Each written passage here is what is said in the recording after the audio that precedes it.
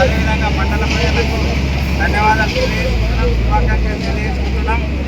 ఆ రోజు తెలంగాణ ఏర్పడితేనే కానీ తెలంగాణ రాష్ట్రంలో ఉన్నటువంటి వెనుకబడిన వర్గాలు అభివృద్ధి చెందాలనేటటువంటి ఆలోచనతోటి కేసీఆర్ గారు 2001లో పార్టీని స్థాపించి మరి సుదీర్ఘంగా 12-14 సంవత్సరాలు పోరాటం చేసి ఈ యొక్క కేసీఆర్ వచ్చుడు తెలంగాణ వచ్చుడు కేసీఆర్ వచ్చుడు అనే నినాదంతో ముందుకు పోయి తెలంగాణ రాష్ట్రాన్ని తీసుకురావడం జరిగింది. తెలంగాణ రాష్ట్రం ఏర్పడ్డ రాష్ట్రాన్ని మరి అన్ని రకాలుగా అన్ని వర్గాల వారికి అన్ని రంగాల్లో అభివృద్ధి చేయాలనే ఉద్దేశంతో 10 సంవత్సరాలు కష్టపడి ఈ కేసీఆర్ గారు సీఎంగా ఉన్నప్పుడు ఎన్నో అభివృద్ధి కార్యక్రమాలు ఎన్నో సంక్షేమ కార్యక్రమాలు ఈ రాష్ట్రం లోపల చేపట్టడం జరిగింది.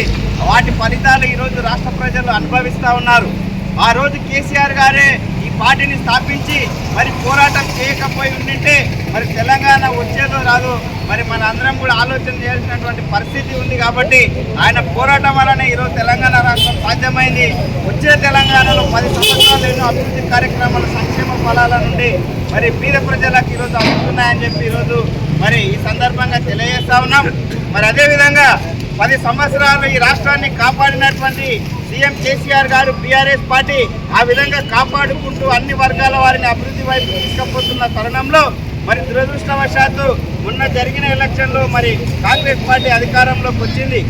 ఈ కాంగ్రెస్ పార్టీ అధికారంలోకి వచ్చిన తర్వాత అన్ని వర్గాల వారిని మహిళలను, రైతులను, విద్యార్థులను, యువకులను మరి అందరినీ కూడా మోసపూరితమైనటువంటి మాటలతోటి మభ్యపెట్టి మాయ చేసి ఆ రోజు ఓట్లు దండుకొని ఈ రోజు అన్ని వర్గాల వారిని విస్మరించి అన్ని వర్గాల ప్రజలను మోసం చేసి వారికి అడుగడుగున అన్యాయం చేస్తున్నటువంటి పరిస్థితి ఈ రోజు మనం చూస్తూ ఉన్నామని చెప్పి ఈ సందర్భంగా తెలియజేస్తా ఉన్నాం. ఎన్నో కార్యక్రమాలు 6 గ్యారెంటీలు అని చెప్పి అన్ని వర్గాల ప్రజలను మోసం చేసిండు.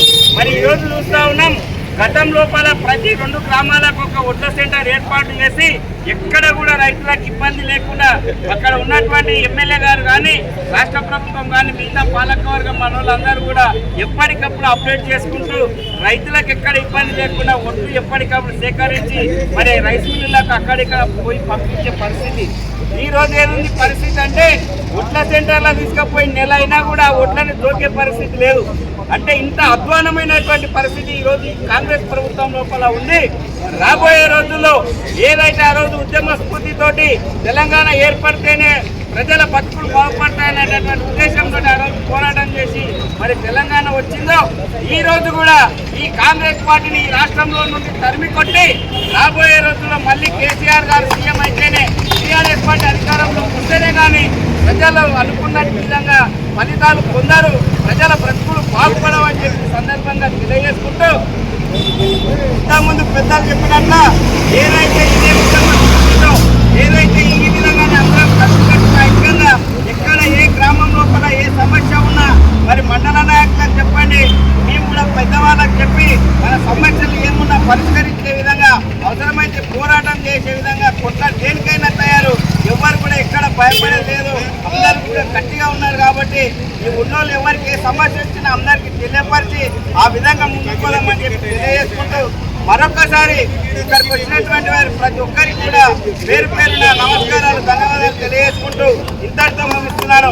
జై తెలంగాణ, కేసీఆర్ గారి నాయకత్వం, నరేందర్ రెడ్డి గారి నాయకత్వం, జై తెలంగాణ. ఏమేమి పనులు చేసినామో అభివృద్ధి చేసినాము తెలంగాణ ప్రభుత్వం అనేది తెలుసు.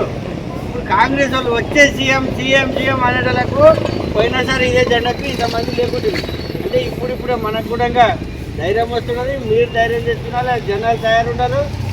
రేపు లోకల్ ఎలక్షన్లో చెప్పాలి, మంది కూడా తయారున్నారు, దాన్ని వాడుకునాలి. మనం ఏం చేయాలనో మన ప్రణాళిక ప్రకారం చేస్తే ఎవరికి సీఎం వండుకోకో ఎవరన్నా వండుకోకో మామూలు ఎమ్మెల్యే కంటే ఎక్కడ ధైర్యం చేసుకున్నాలి. మనం సీఎం ఉండడాన్ని ఏమో అవుతుందని అది ఇప్పుడు ఇప్పటికీ వెళ్ళిపోయింది. అది వాళ్ళు చేసేదేం లేదు, మనకి ఇచ్చేదేం లేదు, జనాలు తయారుండరు. లోకల్ ఎలక్షన్లు ఎప్పుడు వెళ్ళినా ఇప్పుడు పెట్టేట్లాక లేరు. పెట్టినప్పుడు అయితే తయారుంటుంది, అందరు మనోధైర్యంగా ఉంటుంది. ఒకరికొకరు ఫోన్ చేసుకొని ఎవరికేమైనా ఆపత్తి వస్తే అందరికీ చెప్తుంది. నాయకులకు, బీఆర్ఎస్ కుటుంబ సభ్యులకు అందరికీ నా యొక్క ధన్యవాదాలు, నమస్కారాలు. తెలంగాణ ఏర్పడిన తర్వాత తెలంగాణ ప్రాంతంలో చాలా అభివృద్ధి కార్యక్రమాలు జరగడం జరిగింది. మనమంతా లైవ్ గా చూసినాము.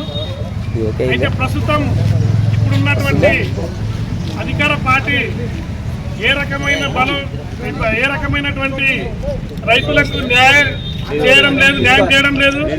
ఎందుకనంటే అధికారంలోకి రాకముందు 650 హామీలు ఇచ్చి అధికారంలోకి వచ్చినాక ఏ ఒక్క హామీ నెరవేర్చకుండా మరి మనందరినీ కూడా ఈరోజు నిర్వీర్యం చేస్తూ తెలంగాణ వాసులంతా కూడా ఏడిపించే పరిస్థితి తీసుకొచ్చినటువంటి ఈరోజు అధికారంలో ఉన్న కాంగ్రెస్ పార్టీకి రాబోయే రోజుల్లో తెలంగాణ వాసులంతా కూడా పెద్ద ఎత్తున బుద్ధి చెప్పాలని, అదేవిధంగా తెలంగాణ ఏర్పడడానికి ఎన్నో కుటుంబాలు అసురు బాసులైనాయి.